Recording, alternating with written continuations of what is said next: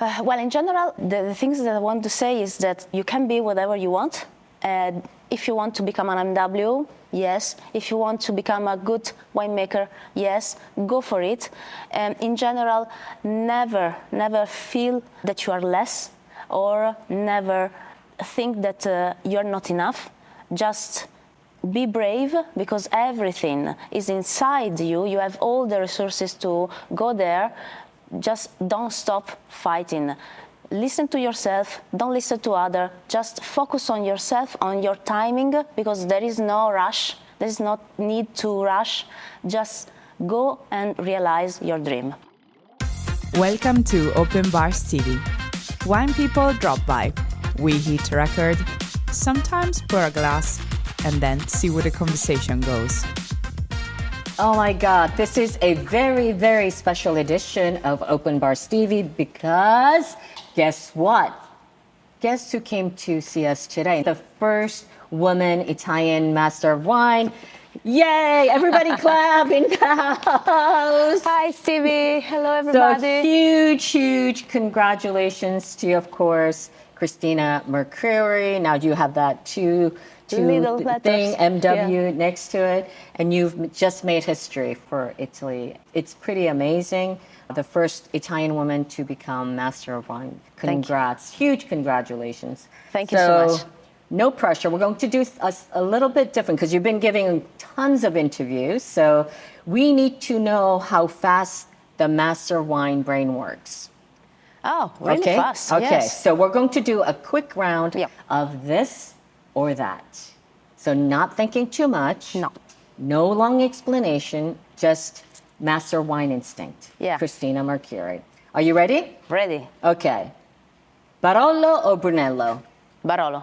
Nebbiolo or Sangiovese? Nebbiolo. Blind tasting or visiting vineyards? Blind tasting. Vertical tasting or horizontal tasting? Horizontal. Ah, interesting. Terroir or winemaking? Terroir. Burgundy or Piemonte? Burgundy. Champagne or Franciacorta? This is difficult, oh my God. Franciacorta. Okay. Native grapes or international varieties? Native grapes. Cork or screw cap? Screw caps. Etna or Barolo? Etna. Amarone or Barbaresco? Barbaresco. Chianti Classico or Super Tuscan? Chianti Classico. Prosecco or Champagne? Oh, what a question. Champagne. Alto Adige whites or Sicilian whites? Oh, Sicilian whites. Pasta or risotto? Risotto. Pizza o focaccia? Focaccia. Parmigiano Reggiano or Pecorino? Pecorino. Truffle or porcini? Truffle. Theory exam or tasting exam?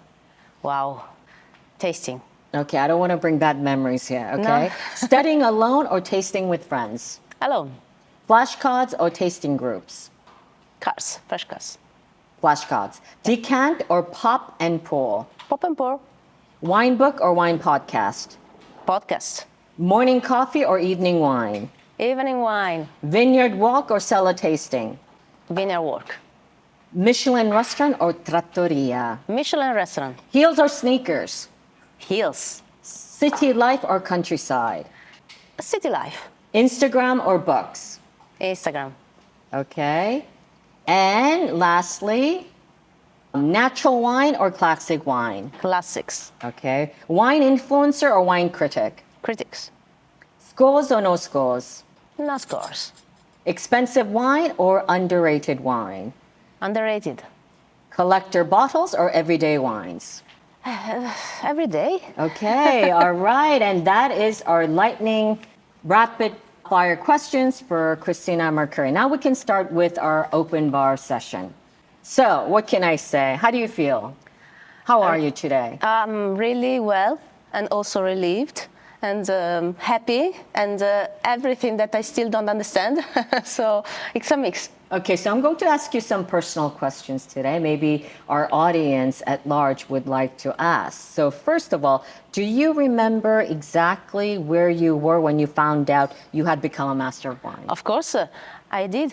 I was at home with my mom and a couple of friends, and so we were waiting for that call. When was it? What date was it? The evening before the public announcement. So Wednesday evening. Okay. And what was the first emotion you felt at that moment? My heart were like crazy, and then I started crying at the phone, and I started talking Italian because I couldn't speak English anymore because my brain was like wow, wow, wow, wow. And so I was saying grazie, grazie, oh mio Dio, grazie, crying. Grazie, grazie, mio Dio. And so I'm assuming the first people who found out were people around you when you received the call? Yeah. Okay. Yeah, my All mom, right. my friend, my family, my friends. And I guess the MW journey is known for being incredibly demanding, Yeah. right? So what did a typical study day look like for you? When I was at stage 2 and was preparing for both theory and practical, I used to take the day in 2 parts. So in the morning I was focusing on the practical with dry notes and tasting actually. And in the afternoon I was focusing on theory, making essay after essay all the day long. And if I found out that there was something that I didn't understand, then I was looking back to books or documents. So all the day was focused on this. On stage 3, the approach was a little bit different because I was studying every day, especially with the scientific papers and historical papers. And then writing and rewriting again the same things because less is more, and you need exactly to select each word and make it very efficient and convey a strong message. How long did it take you, from the beginning to end? 7 years. 7 years. So during this 7 years, what was the hardest moment that you had faced? The hardest at all was in stage 3. Oh my goodness. Yeah, because everybody... Most people say stage 2, right? And indeed, everybody believes that stage 2 is the hardest. For me, actually, it was very hard, but I passed both theory and practical at second attempt, so I was super happy. But stage 3 actually asked for much more, and I failed, and I tried again, and I failed, and then I tried again, and then at the end, I was successful. But the first time I failed, for me, it was... Devastating. Yeah, really devastating. And did you ever think about quitting? Never. Never. Never. Because, yes, you know, I always do this example in Italian. You know that very small dogs that are Chihuahuas. attached, like chihuahuas, that are attached to a bone, and then you can get the bone, and then the dog remain attached to the bone. I am like this. I will never quit. I will go for it whenever it takes. Right, right. Yeah. Well, you certainly made it. So during those years, what kept you motivated when things felt, I don't know, overwhelming? Wow. The fact that I wanted to go there since the beginning. So when I left my career as a lawyer, I said, okay, I will leave it for my passion, but I want to obtain the highest level of recognition. So since the beginning, I wanted to become a master of wine. And so in that hard moment, there was a very small voice in my head that said, go for it, don't stop, never give up. And during this journey, right, the master wine journey that lasted for 7 years, did you see yourself change? A lot. Terribly, because I understood much more about my body, about my feeling, about my emotion. I understood that I have to listen more and pretend less. And this is a real change. And also my brain started changing how I think about things. So I'm more critical, and I can make a lot of comparison with other stuff. So I'm more reflective, very much empathetic with other people as well. So yes, it made a big difference from the beginning to now.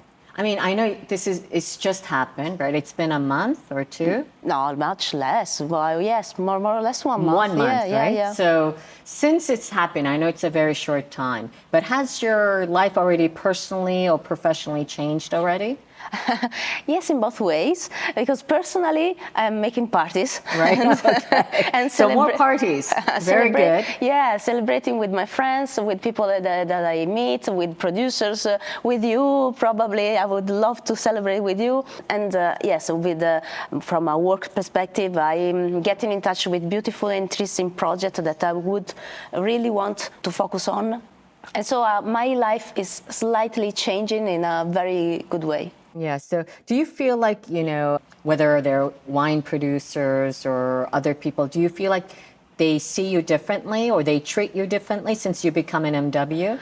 Well, actually, I hope no, because I am Cristina without the title. I am the same professional as 6 or 7 months ago.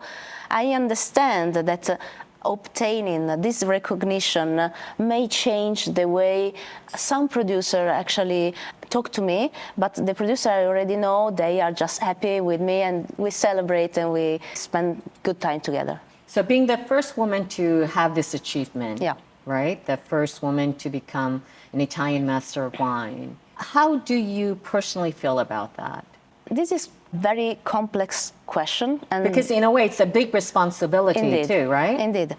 So in a very perfect world, in a very perfect Italian world, Italian sector, the wine sector, everybody should celebrate with me because I am getting this title as individual. So there is another Master of Wine in Italy and we have to celebrate. But actually, in this particular moment in 2026, this is kind of a responsibility because I really want to make things in this sector change with respect to only the representation of women, so the diversity, but how women are getting to the apical position, the difference in pay gap. I want to actually make a change in this. And having this title is also something that makes myself very happy, very proud of. But I see from the message that I receive that many women are saying, we have done it, so you have done also for us. Now I hope and I see that I can do it. So giving this type of hope to other people, for me, is been an inspiration a little bit, no? For me, it's a really, really beautiful moment. Yeah, so I guess, we're talking about being inspirational to the next generation of women, Yeah. right? Younger women, Yeah. right? So what is one message that you would like to, if they were here right now, they're thinking about taking the path, starting their journey of MW, or they're already in it, what kind of message would you like to give them? Well, in general, the things that I want to say is that you can be whatever you want. If you want to become an MW, yes. If you want to become a good winemaker, yes, go for it. In general, never feel that you are less or never think that you're not enough. Just be brave because everything is inside you. You have all the resources to go there. Just don't stop fighting. Listen to yourself, don't listen to others. Just focus on yourself, on your timing, because there is no rush. There is no need to rush. Just go and realize your dream. Within the next 5 or 10 years, what are your ambitions? What are your goals? Well, my goals are in different segments of this beautiful business. First of all, I would love to improve the wine education in Italy. So I want many more people getting WSET certification. I would love to see many more people engaged with the everyday life of wine. And I want to work with maybe also institution to make things change for women in some cases, and to make the language of wine more approachable, more easy to understand, maintaining a technicality, being objective with wines, but most of all, being comprehensible for everybody. So we have a problem because wine is very much far from younger generation now. They are less interested, but it's just a matter of language. It's just a matter of communication. So I would love in 10 years to see many people, many younger people that understand wine, because wine is a complex situation, but can be conveyed, can be communicated in an easy way. So, Cristina Mercuri, Master of Wine, you wear different hats, right? So you are a wine journalist. You write for Forbes magazine, for example, and I think others. You're a wine critic, right? So you also score wines, you judge wines. You are a wine educator, right? Yeah. So what else do you do? What other hats do you have? I am a consultant. You're a So, consultant, yeah. yes. You have a consulting business, Yeah. or you consult for wine companies. Yeah. So out of these different hats, which one is your favorite hat? It depends on the situation. I love them all. I love teaching because I love seeing how the brains of my students change and how they get passionate. So they get more and more thirsty about knowledge of wine, and I love it. I love making consultancy because I see actually the changes in the business if they follow my advice, of course. And I love to contribute to a better world of wine. So these are all the aspects that I want and I want to keep in my business. I love to write about wine because it's something that remains. No? So yes, it's difficult to say which one is the best for me or which one I prefer. Before we close, we do this thing with the U.S. Market Masterclass. We have a series on the podcast, and they ask 3 questions in the end. But I would like to just ask you one question, because now you will be doing a lot of traveling, even more so probably. So what is your number 1 travel hack? I always take with me a kiwi. A kiwi? See, That is very original. I've not heard of that before. can I say why? Yes, Because it's yes, very please say why, because people will not understand. Because I travel a lot and my habits change because you are with different people, different language. You have in a restaurant one day, another restaurant one day, one hotel one day, another hotel. So I need to bring something from my home with me. So what is the things that I can keep? Breakfast. So when I'm home, I have breakfast with a kiwi. So I want to have breakfast with a kiwi, even if I am on the moon or in USA, because it's a way to feel at home. Start the day feeling at home everywhere you are. That is very funny. So this is kind of breaking news, folks, actually. Cristina Mercuri, she carries with her everywhere she goes. And this is the travel hack she has, a kiwi. All right. And I think with that, we have to close. Thank you so much for joining us today. Thank you. And Thank you, Stevie. huge congratulations Thank you, from Stevie. all of us Thank to you, you. Stevie. Thank you so much. Thank you, everybody. Okay.